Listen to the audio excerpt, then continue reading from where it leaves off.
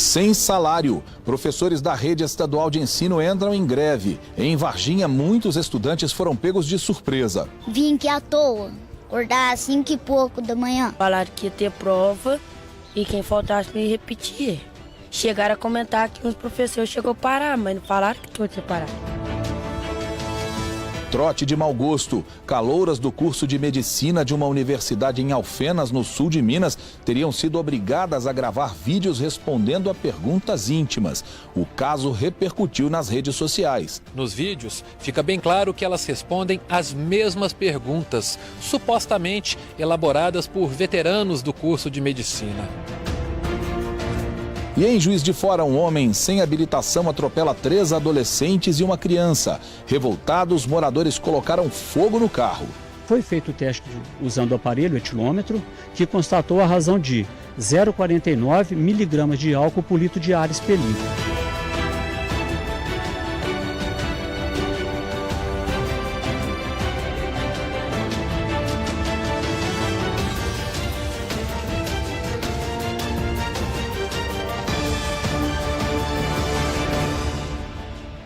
Olá, boa noite para você. O Mais Notícias desta terça-feira começa mostrando que parte dos professores da rede estadual de ensino está em greve. Segundo o Sindicato Único dos Trabalhadores em Educação de Minas Gerais, a classe protesta contra o atraso do pagamento dos salários. Na porta dessa escola estadual que fica no bairro Canaã, alunos não sabiam se haveria aula. É ruim. Por quê?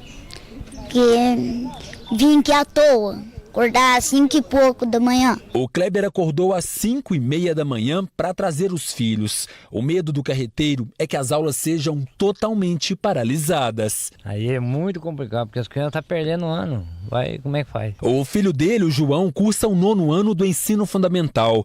Ele esperava fazer uma prova, mas não sabia se o professor entraria de greve. Falaram que ia ter prova e quem faltasse me repetir.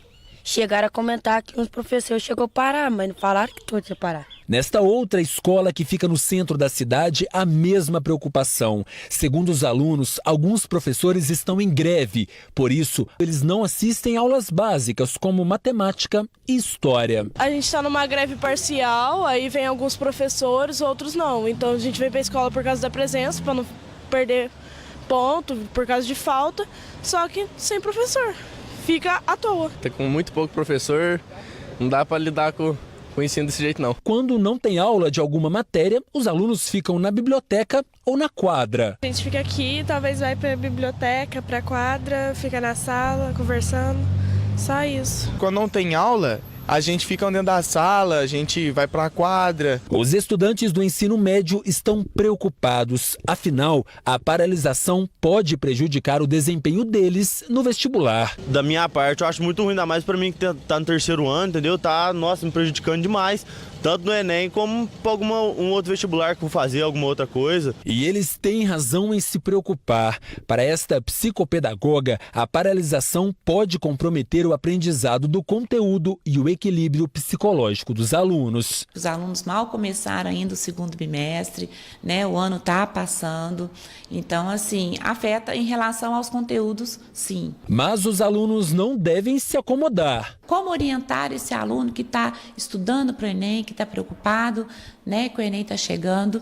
É exatamente isso, é buscar, né, esse conhecimento através da mídia, de aulas online. Segundo o Sindicato Único dos Trabalhadores em Educação de Minas Gerais, o Sindiúte, esta é a 3ª vez neste ano que os professores entram em greve.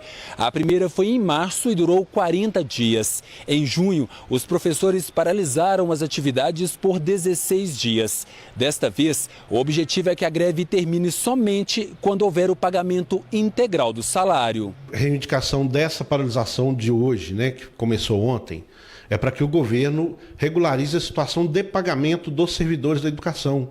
Né? Nós queremos receber no 5º dia útil e, infelizmente, isso não está acontecendo desde 2016. Né? Os salários estão parcelados e agora, para piorar, o governo conseguiu parcelar o que já era parcelado. A primeira parcela de quem receberia até R$3.000, o governo disse para a educação, né, na sua nota publicada, que o dia 13 ele vai dar preferência para a Segurança Pública e a FEMIG, tá, de R$3.000, e nós só receberíamos R$1.500. Todas as 15 escolas estaduais de Varginha estão envolvidas na greve, mas não é possível dizer quantos professores aderiram. Aqui na região, ontem já aderiram alguns trabalhadores de educação, algumas escolas parando, né? E vai assim. Cada dia para um, cada dia para outro. Ainda não há uma previsão para que as aulas perdidas sejam repostas. Para o diretor do sindicato, enquanto o salário for parcelado, haverá paralisação todos os meses. Nós decidimos que, a partir do mês de julho agora, o 5º dia útil não recebeu, a partir daí a gente para as atividades nas escolas, nas superintendências de ensino e no órgão central. É claro que, no fim das contas, quem é prejudicado é o aluno. Por meio de nota, a Secretaria de Estado de Educação informou que o pagamento da primeira parcela dos salários dos professores deve ser feito na próxima sexta-feira, dia 13 de julho. Esse depósito será até o limite de R$ 1.500, como tem acontecido nos últimos meses. Ainda de acordo com a Secretaria de Estado da Educação, não há previsão para que os salários passem a ser depositados ainda integralmente. Em 2011, começou em junho e terminou só em outubro, uma greve que foi considerada a maior greve da história da educação, talvez a maior greve da história da educação no país. Foram 112 dias de paralisação. Essa paralisação aconteceu dentro do governo ainda Antônio Anastasia, porque o governo adotou uma política remuneratória que não agradava aos professores na época. Era uma política remuneratória do pagamento de subsídios, que segundo o governo era melhor do que o pagamento do piso, mas existiu uma lei de 2008 que ordenava ao governo do estado que pagasse um piso nacional para a educação, e essa lei é que não estava sendo respeitada. Com muita justiça, os professores e o Sindiúti, que a gente viu representado aí pelo presidente da categoria aqui na cidade de Varginha, eles fizeram essa paralisação, lutaram durante 112 dias e conseguiram algum resultado, especialmente contando com promessas de reposição desse piso ao longo dos próximos anos, promessas que não estão sendo cumpridas agora pelo governo Pimentel, governo que foi apoiado pelo Sindiúti e pelos professores nas eleições de 2014. Então, resta saber se o Sindiúti vai se manter firme nessa paralisação dessa vez e se a luta da categoria vai ser levada em conta pelo governo que usou essa luta para se eleger, dentre outras coisas também. Então, os professores têm que lutar pelo que eles acham que é justo mesmo. Mas, mais uma vez, quem continua sendo prejudicado, no fim das contas, é o aluno. Na quinta-feira da semana passada, nós mostramos aqui no Mais Notícias que militares e servidores de Minas Gerais são impedidos de buscar atendimento em alguns hospitais de Belo Horizonte. É que o governo do estado não estaria também repassando o dinheiro que desconta na folha dos trabalhadores para as unidades básicas de saúde que são credenciadas. Agora você vai ver que essa situação também acontece no interior do estado. Em Montes Claros, a situação é preocupante. A Carol é professora de música há 12 anos em um conservatório de Montes Claros. Ela conta que durante todo esse tempo sempre usou o plano de saúde do Instituto de Previdência dos Servidores do Estado de Minas Gerais, o IPSENG. No mês passado, a servidora tentou marcar uma sessão de fisioterapia, mas não conseguiu. Ela teve que interromper um tratamento. A última vez que eu tive que fazer um check-up, eu tive que pagar por alguns exames. Então, o IPSENG não está cobrindo todos os exames que cobriam anteriormente. E agora, os laboratórios estão cancelando o serviço, Cancelando o serviço por falta de pagamento. E alguns profissionais também já estão parando de atender pelo IPSENG. O plano de saúde oferecido pelo IPSENG permite aos servidores de Minas a realização de procedimentos básicos de saúde, como exames, consultas e cirurgias. É um plano muito bom, eu já usei bastante, só tenho esse plano, então se eu precisar de alguma emergência, eu busco pelo SUS, eu vou ter que pagar, Mas desde o início de junho, unidades de saúde de todo o estado suspenderam o atendimento pelo plano.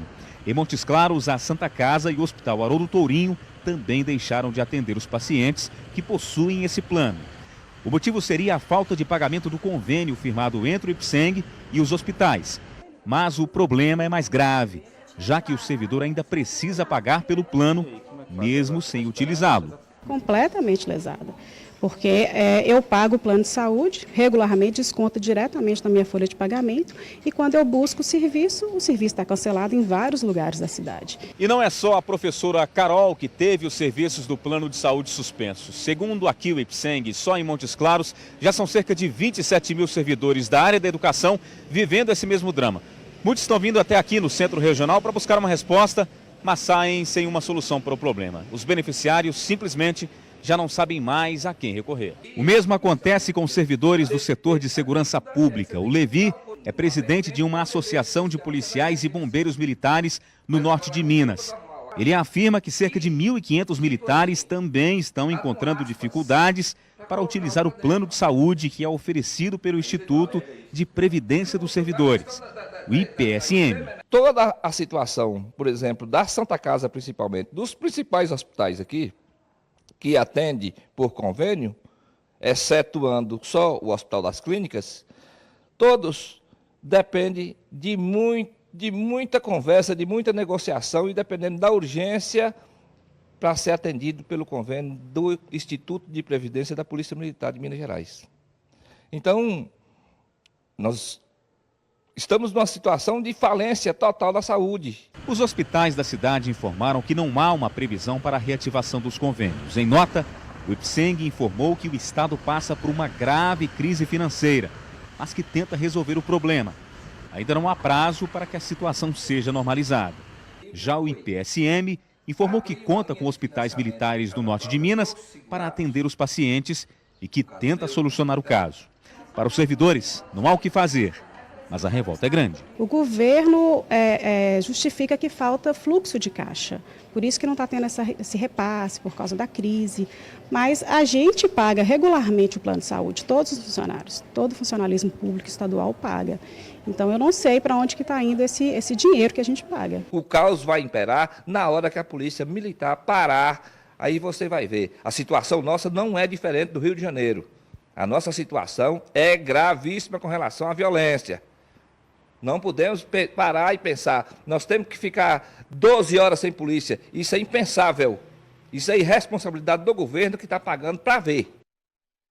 A situação do governo do estado é dramática, porque eles alegam que houve uma queda na arrecadação, deve ter havido mesmo, claro, os números são oficiais, a gente pode fazer essa consulta, isso é público, né? Está no site do governo. Além da queda na arrecadação, houve um aumento das despesas do Estado. O Estado está tendo dificuldade para arcar com essas despesas. E acaba ficando refém de algumas categorias que ameaçam, como a gente viu aí na reportagem, Pará, o risco que isso representa, enfim.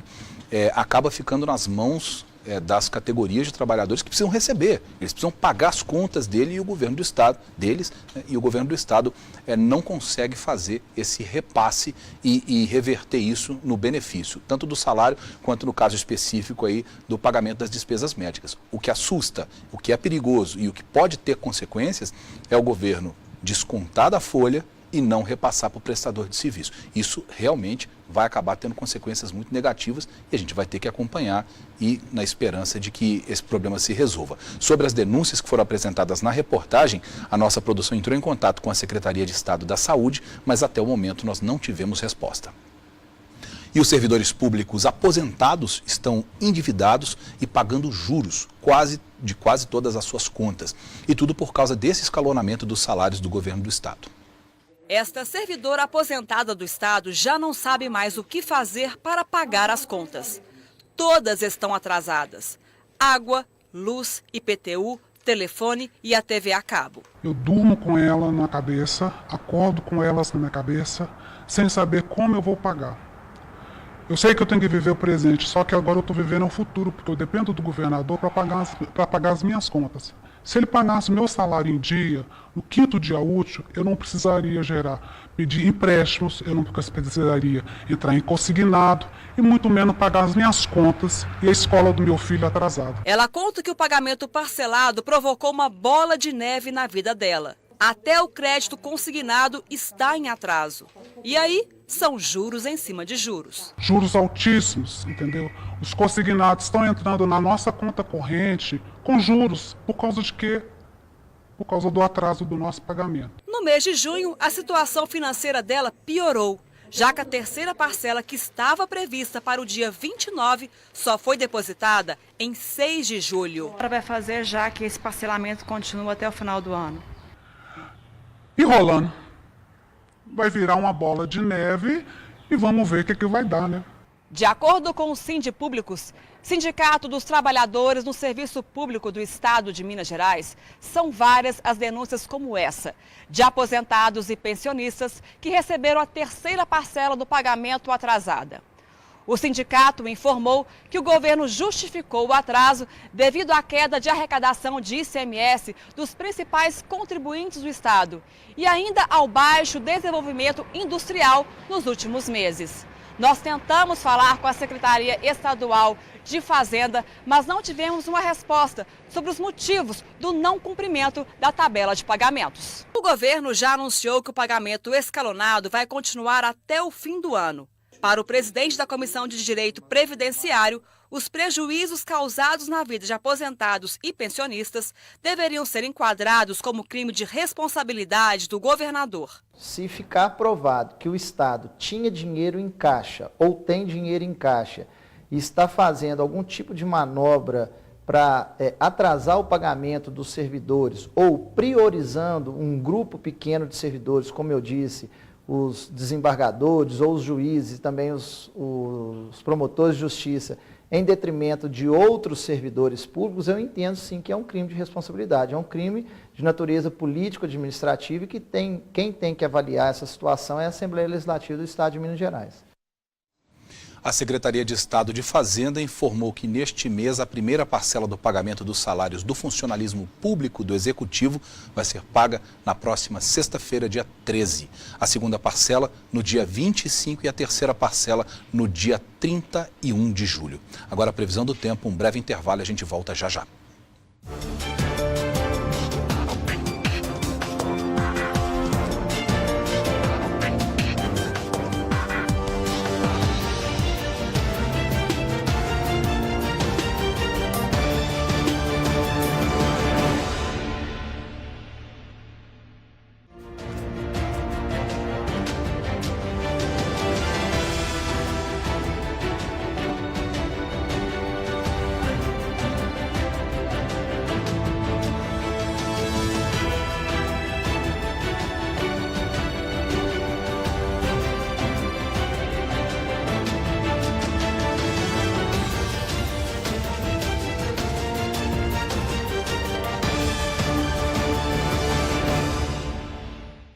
E a gente volta mostrando uma polêmica. Vídeos de universitárias, calouras do curso de medicina da Unifenas, em Alfenas, no sul de Minas, são compartilhados nas redes sociais. Elas respondem a uma série de perguntas, algumas delas bem íntimas. Esse questionário teria sido formulado por veteranos do curso de medicina. Elas são jovens, bonitas e acabaram de realizar um sonho. Entraram no tão concorrido curso de medicina. As garotas foram aprovadas no vestibular da Universidade de Alfenas, a Unifenas, no sul de Minas. Mas o primeiro contato com alguns estudantes mais velhos, os chamados veteranos, não deixou uma boa impressão. Várias meninas gravaram vídeos e enviaram para um grupo, mas esse material vazou e as jovens foram expostas de uma maneira bem constrangedora. Para não expor ainda mais essas garotas, nós não vamos mostrar o rosto delas. Nos vídeos, fica bem claro que elas respondem as mesmas perguntas, supostamente elaboradas por veteranos do curso de medicina. Algumas levam um questionário na boa, em tom de brincadeira, mas outras nitidamente estão incomodadas com o trote. Primeiro elas falam a idade, o nome, de onde vêm. Todas têm entre 18 e 20 anos e moram em cidades de Minas e de São Paulo. Eu tenho 18 anos, moro em Ribeirão. Eu tenho 18 anos, sou de Poço Fundo, uns 40 minutos de Alfenas. Tenho 19 anos, sou de Machado. Eu tenho 19 anos, sou de Taubaté, interior de São Paulo. Eu tenho 18 anos, sou de Alfenas. Em seguida respondem a questões pessoais, se estão ou não em um relacionamento sério e se topariam uma traição. Sou solteira, eu namoro, não gosto de proibido. E ainda precisam responder se ficariam com algum aluno mais velho. Não sei qual veterano eu pegaria, tem que conhecer melhor. Eu não pegaria nenhum veterano, primeiro que eu nem conheço. Mas acima de tudo, porque eu namoro. Eu não pegaria nenhum veterano. Os veteranos que ficariam, eu não sei, porque eu não conheço ninguém, então teria que ver pessoalmente. Não sei qual veterano eu pegaria ainda, acho que eu tenho que conhecer melhor. No trecho mais apelativo, as universitárias expõem intimidades, falam sobre sexo. Posição eu acho muito relativo, depende muito da ocasião, pelo menos pra mim. Posição preferida, muitas, eu gosto muitas.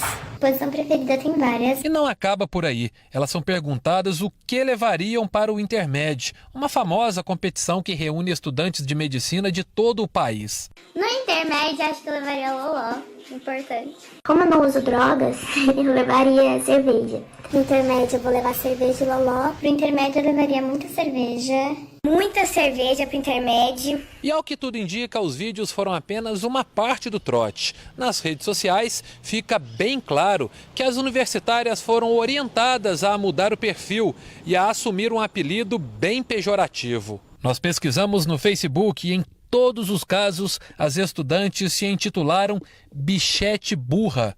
As imagens são padronizadas e destacam, inclusive, orelhas de burro. Eu me considero bichete raiz.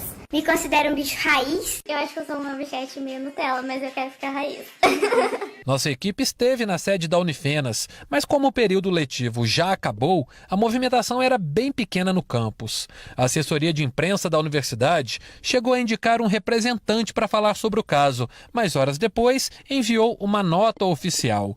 No texto consta que a Unifenas preza pela responsabilidade com compromisso social e educacional e repudia qualquer prática ofensiva e humilhante na recepção dos novos alunos. Ainda na nota, a instituição afirmou que assim que tomou conhecimento dos vídeos, instaurou um processo administrativo com base no regimento da universidade para apurar o caso e identificar os responsáveis. Nossa produção tentou contato com todas as garotas que aparecem nos vídeos. Elas não atenderam nossas ligações, nem responderam nossas mensagens pelas redes sociais. Bebo, fumo.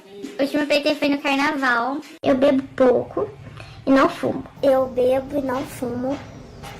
O último PT faz um mês, mais ou menos. Eu bebo muito, mas eu não fumo. Meu último PT faz um mês. Eu não fumo. O meu último PT acho que foi semana passada. O problema desse tipo de trote é que geralmente ele vem de pessoas que se sentem diminuídas e têm dificuldade de admitir isso, então eles submetem outras pessoas, no caso calouros, a algum tipo de humilhação, porque faz com que eles se sintam melhores ou mais interessantes talvez. O problema é quando isso vem de futuros médicos, né, que vão cuidar da nossa saúde, inclusive de nossa saúde mental daqui a um tempo.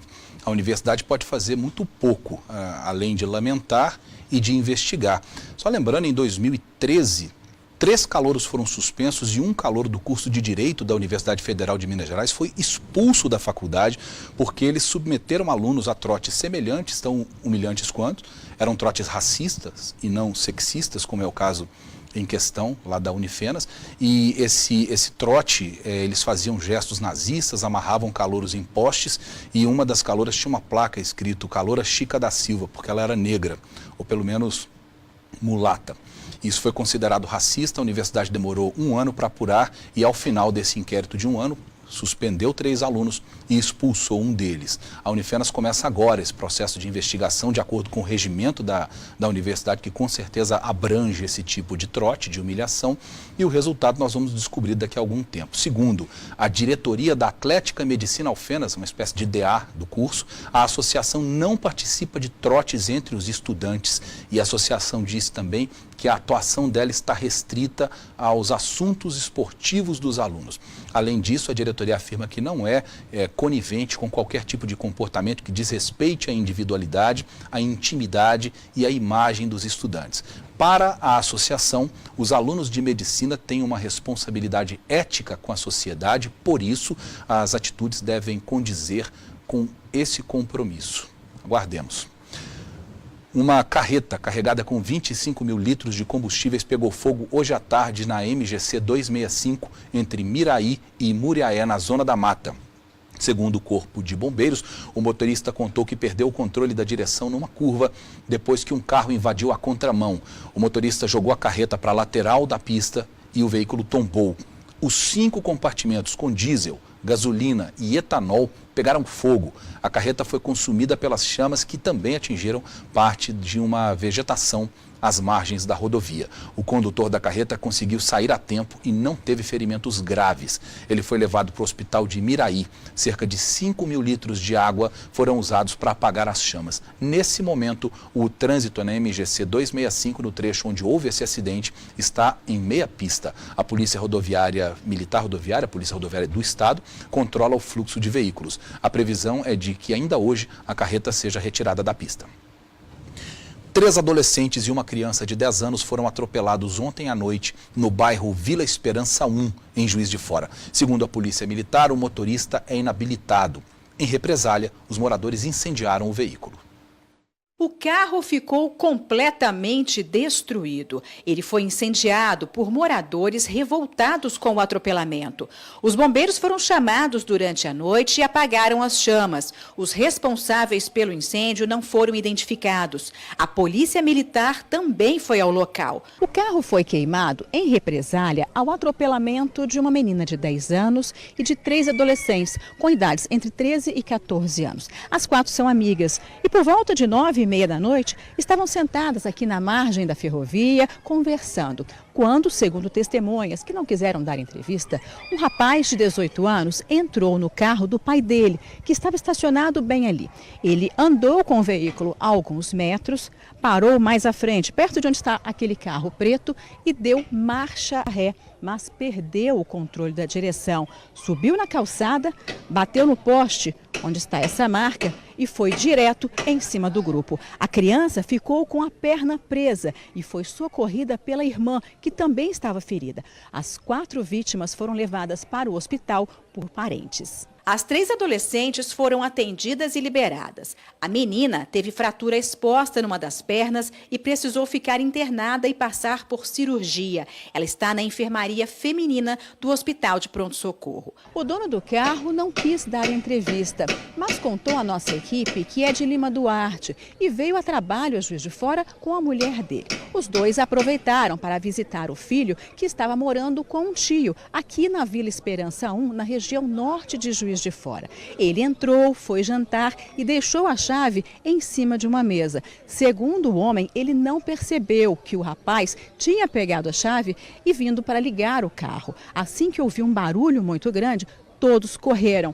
Chegaram aqui, encontraram o carro parado, muitas pessoas em volta. Com medo de que o jovem fosse linchado, o pai levou o rapaz para dentro da casa e esperou pela chegada da Polícia Militar. Sérgio Washington Barbosa foi preso em flagrante por dirigir sem habilitação e se envolver em acidente de trânsito. Ele fez o teste do etilômetro, que constatou embriaguez. O cidadão confirmou que havia ingerido uma garrafa de vinho, o conteúdo respectivo a uma garrafa de vinho. Foi feito o teste usando o aparelho etilômetro, que constatou a razão de 0,49 miligramas de álcool por litro de ar expelido. No bairro, ninguém quis falar sobre o atropelamento, o incêndio e o tumulto depois.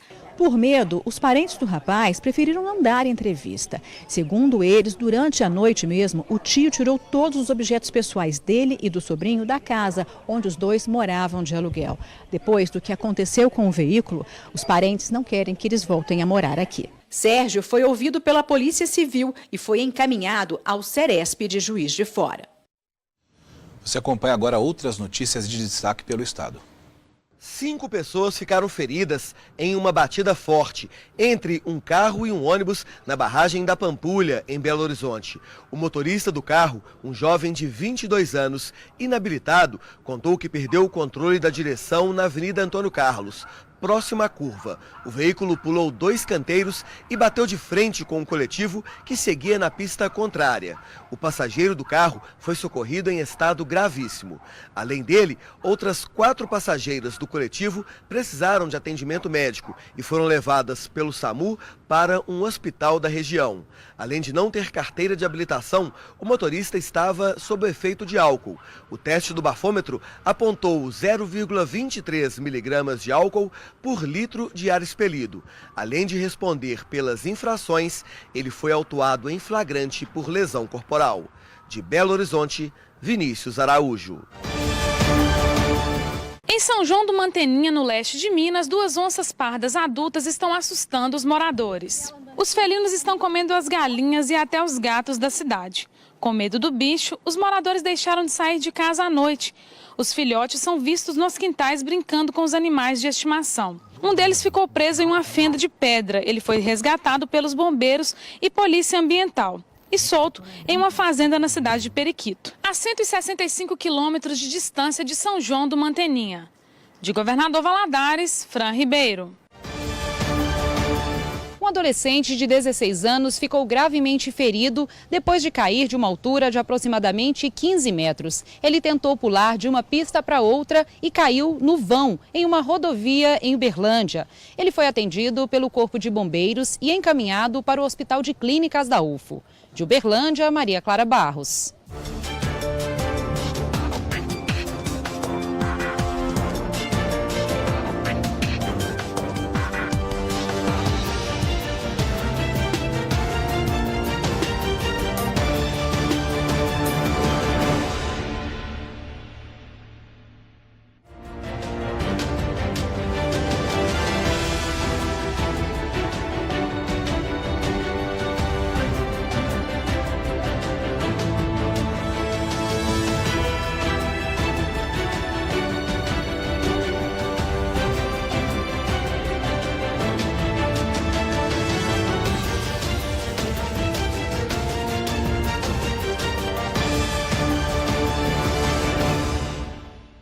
Agora o assunto aqui no Mais Notícias é economia. Andradas e Poços de Caldas, no sul de Minas, estão entre os municípios do estado mais bem classificados no IDM, que é o Índice de Desenvolvimento Municipal. A pesquisa foi feita pela Federação da Indústria do Rio de Janeiro. Os dados levam em consideração os índices de desenvolvimento da educação, da saúde, além de geração de emprego e renda. A notícia foi bem recebida, mas para o vice-prefeito de Andradas, não foi surpresa. A gente já esperava uma boa colocação devido ao trabalho que já vem sendo executado pelo Executivo Municipal desde 2013, né? Andradas, que fica no sul de Minas, tem hoje cerca de 40 mil habitantes. A cidade ficou em segundo lugar no ranking estadual de desenvolvimento municipal. A pesquisa foi feita pela FIRJAN, Federação de Indústria do Rio de Janeiro.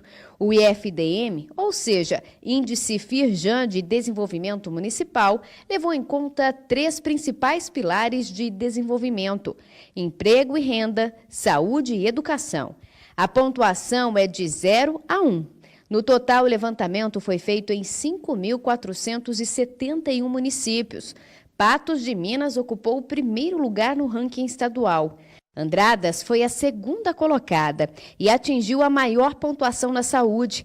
A nota foi de 0,93. Na educação, a soma foi de 0,89. A menor pontuação ficou na geração de emprego, 0,69.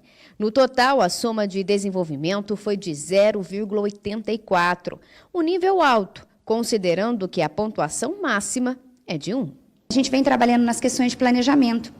Quando compôs a equipe, temos trabalhado em reuniões de secretariados, onde a gente pontua os principais problemas, a questão de planejamento, e viemos trabalhando nessa questão de organização da gestão. Vivian ressalta que foi justamente a crise política e econômica que teve início em 2014 que contribuiu para novos projetos, que foram os responsáveis pelos números favoráveis. Costumo dizer que a crise, ela gera oportunidades, porque no momento da crise você precisa ser criativo, você precisa fazer mais com menos, né? Então, o fato da crise realmente, ela assusta, né? Quando você vem de uma situação desfavorável, realmente é assustador, mas é onde as pessoas conseguem se reorganizar, né? Onde a gestão consegue se reorganizar para fazer o que precisa ser feito, né? Mesmo em condições não tão favoráveis. Nas ruas, a maioria concorda com o resultado da pesquisa. Você vê que a cidade está atraindo mais pessoas para cá,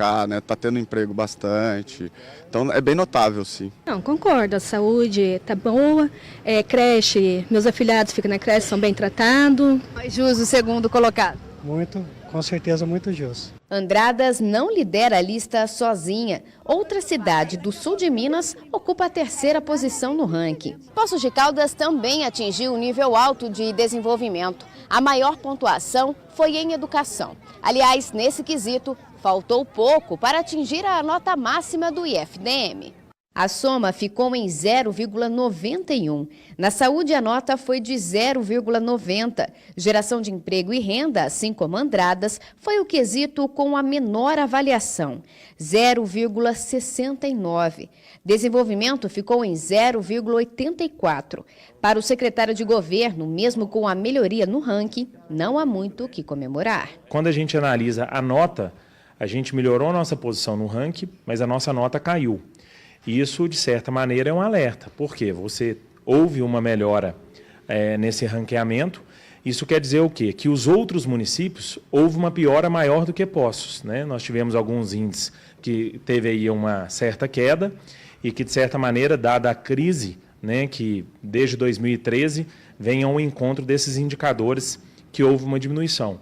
Mas, em paralelo, houve uma melhora no nosso ranqueamento. Então, nós não podemos mascarar essa melhora no ranqueamento com os índices. Nas ruas, a população não concorda com o resultado da pesquisa.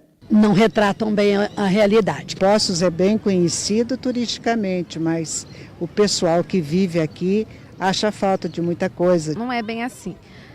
Lógico que Poços é uma cidade que tem uma qualidade de vida boa, mas não está no terceiro lugar para a gente poder falar, não, no ranking em terceiro lugar tem muita coisa ainda para melhorar. De acordo com o ranking, das 842 cidades mineiras analisadas pela Firjan, mais da metade, 465 cidades, alcançaram apenas índices regulares, o que destaca ainda mais a importância dessa conquista para Poços de Caldas e Andradas. Como explica essa economista? Realmente é um ganho, porque são 3 fatores que são levados em consideração muito importantes. Poços de Caldas, por exemplo, né, ela está à frente de uma cidade como Uberlândia, que é um centro muito grande. Então, não é a população realmente a base, mas a questão do investimento, do retorno, do número de crianças nas escolas matriculadas, da natalidade, não é, da taxa de natalidade e mortalidade, é claro, né, e da questão mesmo dos valores ofertados de emprego e número de vagas ofertadas. Então, é feita uma ponderação dentro desses fatores e aí a Firjan lança o Índice de Desenvolvimento Municipal, onde Poços de Caldas, agora com base em 2016, está em terceiro lugar e Andradas está em segundo lugar. Então, não é uma questão de população, mas sim de investimento e melhoria dos padrões de qualidade de vida nesses setores. Esses números são medidos de acordo com o estudo que é feito, né, que nós vimos aí na reportagem, que leva em conta diversas variáveis para se chegar a essa conclusão. Então, essa boa colocação no ranking das cidades de Poços de Caldas e de Andradas, ela não ocorre por acaso. A gente dizer que a população nas ruas discorda, na verdade, é óbvio, né? É uma generalização, parte da população, ou parte de quem foi ouvido, diz que a cidade tem problemas. Claro, toda cidade tem problemas, mas tem que ser comemorado porque isso serve, inclusive, para a cidade apresentar esses números e atrair novos investimentos. Quem dera todas as nossas cidades estivessem tão bem colocadas no ranking que é feito por um órgão de indústria, que leva em conta dados que são interessantes para a indústria, que podem atrair investimentos. O nosso próximo assunto, um estudo feito pela Fundação Getúlio Vargas revela um problema que as mulheres já enfrentam na prática. Quase 50% das mulheres que saem de licença maternidade acabam sendo demitidas um ano depois. Alessandra só tem olhos para o pequeno Natan, de 5 meses. E é assim, agarradinha ao filho, que ela fica o dia todo. Era para ser diferente, afinal, quando ela engravidou, estava trabalhando. Na verdade, eu já estava meio desconfiada quando eu estava com 8 ou quase 9 meses de gravidez, né? E aí eu fui substituída e informaram que era temporariamente, mas pela condução da forma que eles colocaram essa pessoa, deu para perceber que seria mesmo uma substituição. Foram meses de angústia durante a licença maternidade, até que o que a Alessandra previa aconteceu. Foi demitida logo que voltou ao trabalho e acredita que o motivo foi a maternidade. Nunca tive nenhuma reclamação quanto ao meu trabalho e a forma como eu conduzia, né, o meu trabalho. Então eu entendo que, como eu não tive nenhum feedback negativo, eu acredito que tenha sido a licença maternidade e o fato da maternidade em si. Praticamente toda mulher que trabalha tem esse medo de engravidar e depois ser demitida. Um estudo feito pela Fundação Getúlio Vargas mostra que quase metade das mulheres que tiraram licença maternidade não permaneceram no emprego um ano após o início do benefício. Segundo ela, o preconceito é muito forte dentro de algumas instituições que acreditam que a mulher, enquanto mãe, não consegue ter o mesmo ritmo e desempenho de antes. Preconceito que existe mesmo, né, com a mulher, a preocupação de que se a mulher, depois de ser mãe, se ela vai conseguir continuar sendo comprometida, vai continuar não faltando, vai continuar podendo viajar, né? E a partir daí, muitas deixam de ter oportunidades. Não só de manter o emprego, mas também de crescer. Palavra de quem já sentiu na pele como é ser demitida em um dos momentos mais importantes na vida de qualquer mulher. Depois de 15 anos de carreira, com 2 dias de retorno da licença maternidade, fui demitida. E nunca tinha sido demitida na vida, né? Uma coisa que até hoje eu arrepio, assim, quando eu lembro. E eu vivi na pele aquilo que eu vi quantas vezes acontecendo com outras mulheres nesses anos de carreira, por ter trabalhado com RH, né? E ali eu precisei me reinventar. Eu vi que eu não queria continuar no mercado de trabalho formal e eu comecei a empreender. E hoje eu ajudo mulheres que buscam novos caminhos profissionais depois da maternidade. A pesquisa mostra ainda que mais de 247 mil mulheres com idade entre 25 e 35 anos tiraram licença maternidade no Brasil entre 2009 e 2012. Dessas, 5% foram demitidas no 5º mês após a licença, 15% depois do 6º e 48% estavam fora do mercado de trabalho ao fim de 12 meses. Fato é que depois da maternidade, as mulheres acabam adquirindo novas habilidades que deveriam ser valorizadas pelas empresas. Algumas já têm essa visão e estão cadastradas em um site que tem como objetivo recolocar no mercado de trabalho mulheres que tiveram filho. Pela internet, conversamos com o diretor criativo da plataforma, que deu detalhes de como funciona a ponte entre as mães e as empresas. Essas mães têm habilidades diferentes. Não é dizer que é uma profissional melhor que uma mulher que não é mãe, mas que ela tem habilidades diferentes que trazem com a maternidade, seja pela função social, que tem a questão de ser mãe, e seja também pelas mudanças psicológicas e biológicas que acontecem no corpo durante a gestação. O projeto surgiu há 1 ano, com a intenção de mexer com o mercado. Às vezes as pessoas nem têm essa noção dessa dificuldade. E quando a gente traz esses dados, traz esses números e traz essa jornada, fica muito claro que algo precisa ser feito. Então até a gente entende que, por ser um problema complexo, não é que a plataforma é a solução que vai resolver tudo, mas ela é uma possibilidade da gente começar a conversar sobre isso e de gerar uma conversa sobre o assunto. Valentina tem 5 anos. Quando nasceu, a mãe dela pediu exoneração do trabalho para se dedicar exclusivamente à filha. 2 anos depois, quando Lorena decidiu retornar para o mercado, encontrou um cenário nada animador. Não achei que fosse tão difícil. Talvez se eu tivesse essa compreensão dessa dificuldade, eu teria repensado, né, em pedir exoneração do cargo público. Porque eu achei que pela minha trajetória, pela carreira que eu já tinha construído, eu não teria tanta dificuldade assim. E aí eu me deparei com várias plataformas, né, coloquei, atualizei tudo, né, achei que demoraria um pouco, procurei algumas agências, mas não tive retorno algum. Isso assim ao longo de 2, 3, 4, 5 meses, o que foi me gerando uma angústia. Foi então que eu resolvi fazer um teste. Eu já tinha esse incômodo e eu resolvi fazer um teste. Eu retirei do meu currículo a informação casada, né? E nessas plataformas que a gente preenche, em sites, eu coloquei para fazer um teste, solteira, sem filhos. E aí eu percebi que meu currículo era visualizado mais vezes sem essa informação de filhos e estado civil. A psicóloga voltou a atuar em clínica e hoje também ajuda mulheres que passam por uma situação semelhante. Ela sabe muito bem que a maternidade faz as mulheres adquirirem competências importantes para o mercado de trabalho e que é possível conciliar as duas coisas. No pós-parto, né, a gente fica um pouco meio fora da nossa personalidade, mas depois tudo volta e a gente continua sentindo muita falta, inclusive, de um trabalho, de sair de casa, né? De retomar aquela carreira que a gente conquistou. As mulheres se tornam muito mais flexíveis, melhores negociadoras, conseguem lidar muito mais com pressão, com prazo, né? Enfim, um monte de competência que é fundamental para a boa performance das empresas, das organizações.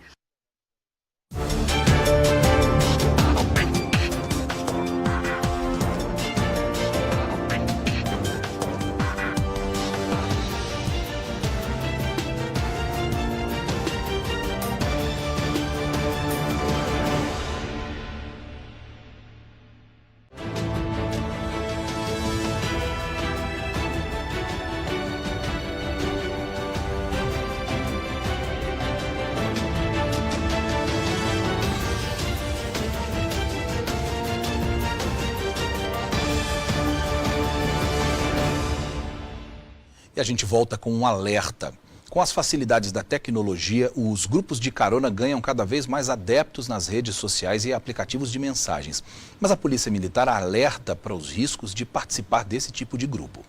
Poliana é enfermeira, trabalha em Belo Horizonte, mas viaja 2 vezes por mês para Piedade de Ponte Nova, na Zona da Mata, para visitar os pais. A viagem de 215 quilômetros não é feita sozinha. Há 5 anos, Poliana participa de grupos de carona nas redes sociais. Quando ela faz o anúncio, sempre aparecem interessados. A vantagem para quem dá carona, no meu caso, é porque a companhia, eu não gosto de ir sozinha, então eu gosto de uma companhia. E o custo-benefício, porque com os problemas da crise de hoje, acaba que a gente divide a gasolina, então a gente estipula um valor fixo que chega a ser praticamente metade do valor do ônibus, então é vantajoso. Os grupos de caronas chegam a ter milhares de seguidores que deixam mensagens quando querem anunciar uma viagem ou buscar alguém que esteja indo para o destino de interesse. Pegar ou oferecer carona pode ser mais prático, mais rápido, pesar menos no bolso, mas tanto os motoristas quanto os passageiros precisam ficar atentos, porque na maioria das vezes as pessoas não se conhecem e são grandes as chances de você estar no mesmo carro de uma pessoa mal intencionada. Nesta semana, a polícia prendeu um homem suspeito de abusar de uma jovem de 20 anos durante uma carona. Segundo as investigações, Sandro Dantas da Costa Rodrigues, de 35 anos, atacou a jovem em Ouro Preto, na região central do estado. Em novembro do ano passado, a radiologista Kelly Cadamuro, de 22 anos, foi morta depois de dar carona a Jonathan Pereira do Prado, de 32. Ela viajava de São José do Rio Preto, no interior de São Paulo, para Itapajipe, em Minas, para encontrar o namorado. Kelly foi abusada sexualmente e o corpo dela jogado em um córrego. Jonathan está preso e admitiu na delegacia ter usado o aplicativo de mensagens para premeditar o crime. Nós entendemos que houve sim a prática de atos libidinosos, razão pela qual iniciamos pelo estupro. Este tenente reforça os riscos desse tipo de carona e faz um alerta.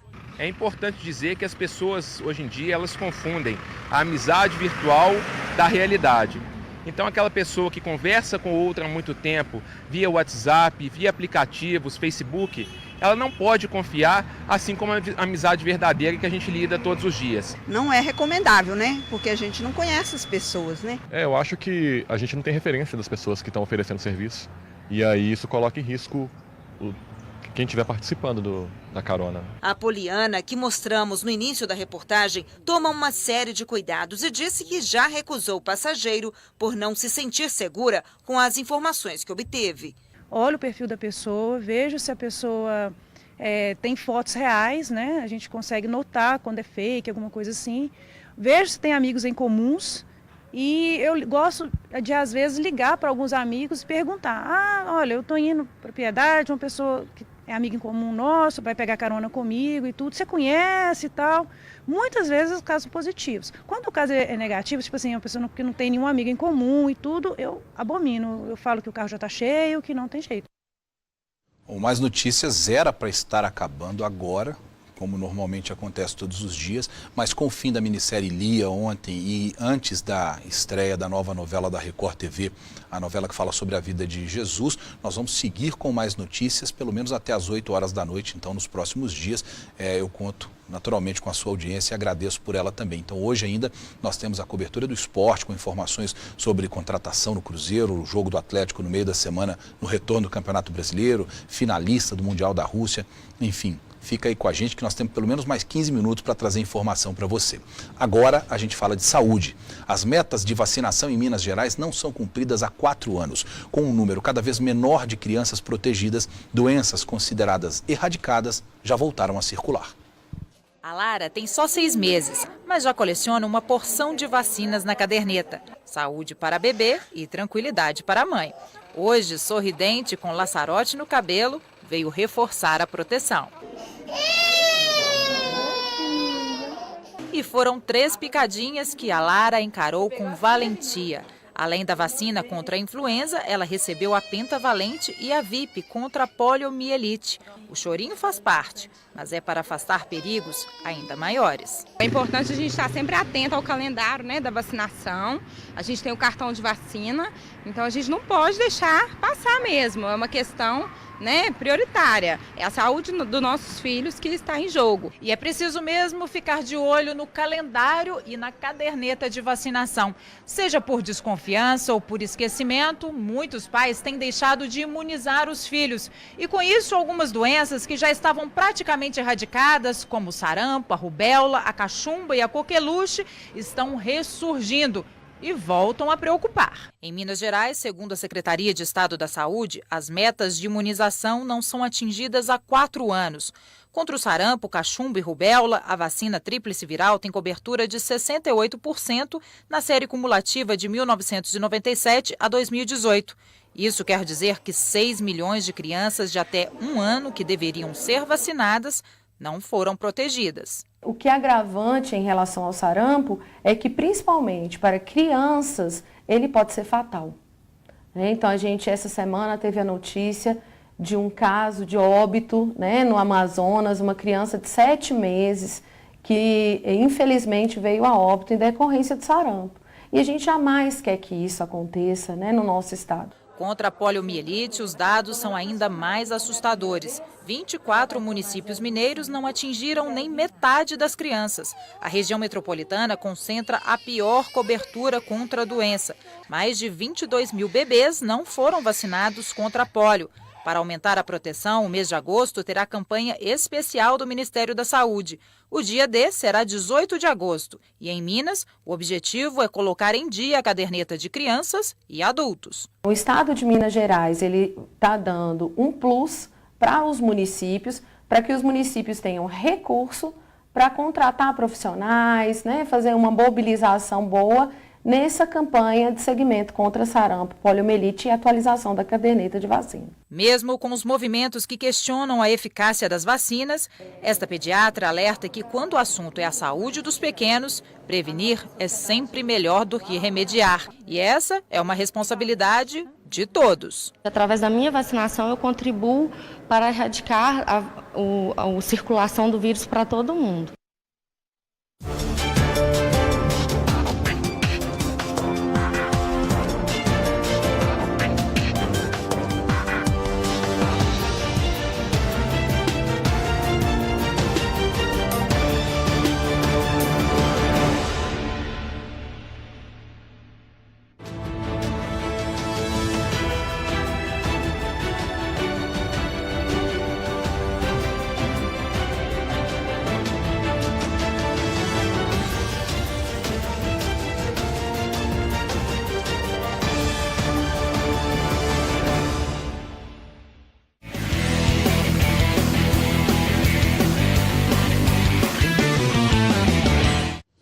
Bom, agora a gente vai falar de futebol. Letícia Reis, boa noite para você. Boa noite para você também, Luiz. Olha só, os times vão entrar em campo novamente pela Série A do Brasileirão já a partir da próxima semana, outras competições também, mas como é que está a preparação deles? Boa noite também ao pessoal de casa. Pois é, agora a bola volta a rolar a partir da semana que vem e os preparativos já estão na reta final.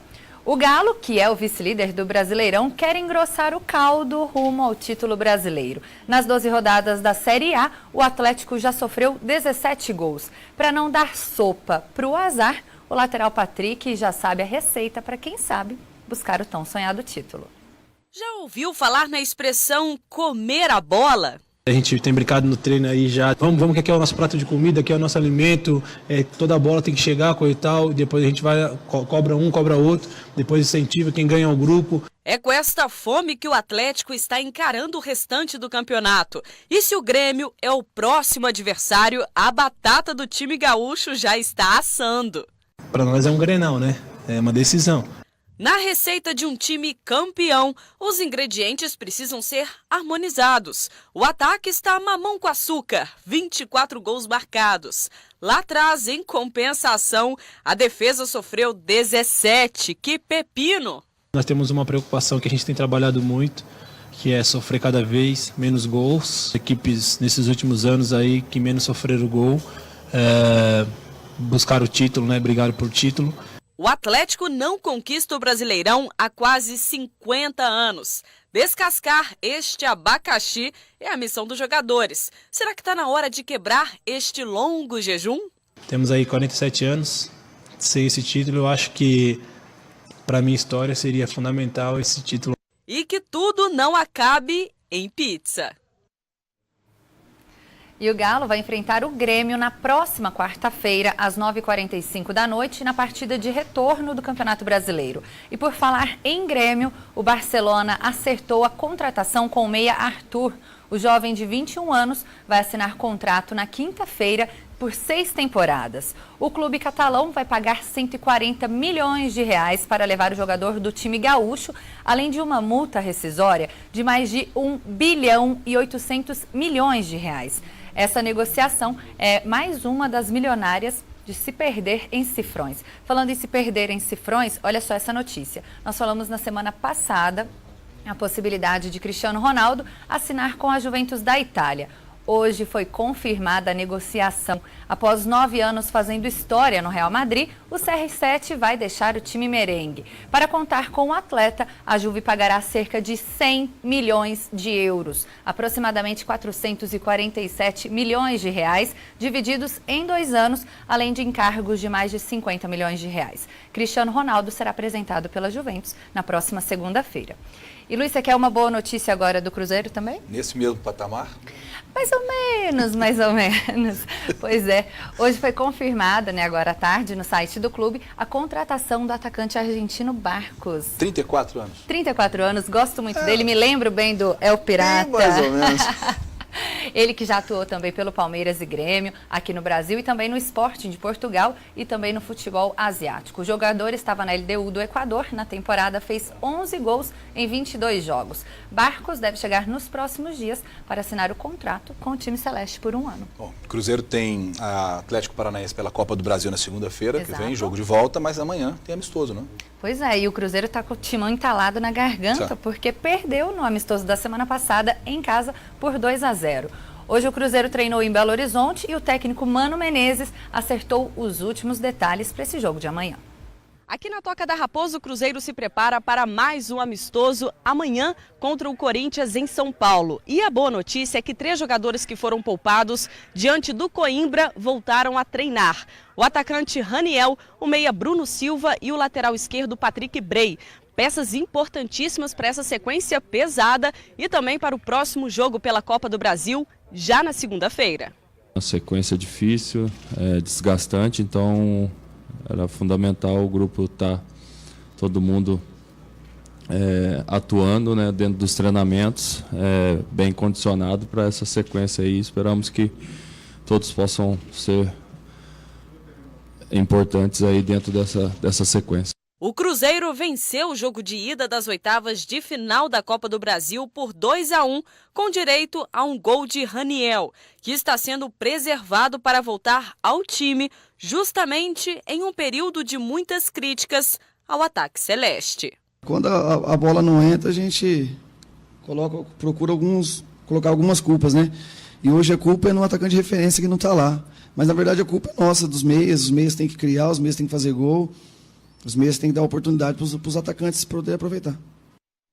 Luiz, e ontem a gente comentou aqui no Mais Notícias, né, você principalmente, sobre um dos convocados que o Tite deveria ter levado para o Mundial da Rússia, né, o goleiro Fábio. Puxa a sardinha pro meu lado, mas eu acho isso mesmo. Não, mas ele é um ótimo goleiro, acho que experiente também, teria feito uma boa partida, eu acho que ele seria bem utilizado na Copa. A nossa equipe da TV Record Minas questionou o goleiro do Cruzeiro sobre a atuação do companheiro de profissão, o Alisson, durante o Mundial. Dá uma olhadinha na resposta do Fábio. Você chegou a acompanhar os Jogos do Brasil? Quando possível, sim, né? Correria, né? Dentro dos treinamentos também. E o Alisson, na tua opinião, foi bem? Ai, caralho. Perguntem. Acho que dentro de um conjunto, acho que a equipe teve uma consistência, principalmente na defesa.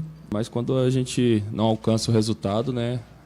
Positivo, dentro da expectativa de todo mundo, gera sempre uma cobrança, né? Mas acho que os jogadores têm que ter tranquilidade para, em nova oportunidade, que com certeza a grande maioria vai ter, reverter e mostrar um bom futebol. O Fábio foi político, né? Foi político, deu uma esquivada ali e falou bem da campanha da seleção. E por falar em Mundial da Rússia, hoje saiu o primeiro Mundial, nós acertamos o nosso bolão improvisado aqui ontem, deu França. Deu França, nós acertamos sim, então pé quente. Vamos ver se amanhã é Inglaterra, como nós falamos. É apertadinho, mas deu França. Deu França. Pois é, a França venceu a Bélgica hoje por 1-0 com gol de Umtiti. Esse confronto de hoje já somou 74 partidas entre essas duas equipes, viu, Luiz? E um detalhe da história dessas duas seleções é que a Bélgica tem o maior número de vitórias sobre a França. Dos 74 jogos, a Bélgica venceu 30, a França venceu 25 com a vitória de hoje e as seleções empataram em 19 oportunidades. Mas em confrontos de mundiais, a supremacia é francesa. Foram 3 confrontos e 3 vitórias da França. Outro detalhe, o técnico Didier Deschamps quer ser a terceira pessoa a erguer a taça de campeão mundial como jogador e como treinador.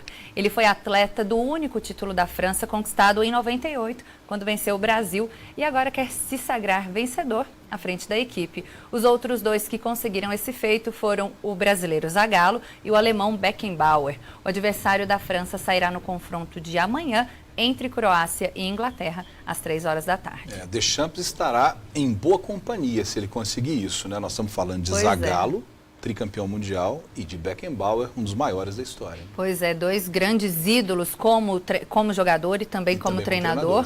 Então, agora, amanhã, Croácia e Inglaterra, a gente mantém o palpite na Inglaterra? Eu acho que vai dar Inglaterra e França na final. Eu acho que a Inglaterra continua por ter essa tradição, por já ter um título, vai pesar muito durante o jogo, mas a Croácia tem um time muito bom, o goleiro deles, o Modric também é muito bom, o goleiro, o Subasic, está fazendo muitas defesas, então assim, não vai ser fácil para a Inglaterra, mas eu acredito que pela experiência e o peso da camisa da Inglaterra. Estaremos aqui amanhã para saber. Obrigado. Com certeza, eu te agradeço. Para você que está em casa, uma boa noite, Mais Notícias volta amanhã. Boa noite, até amanhã.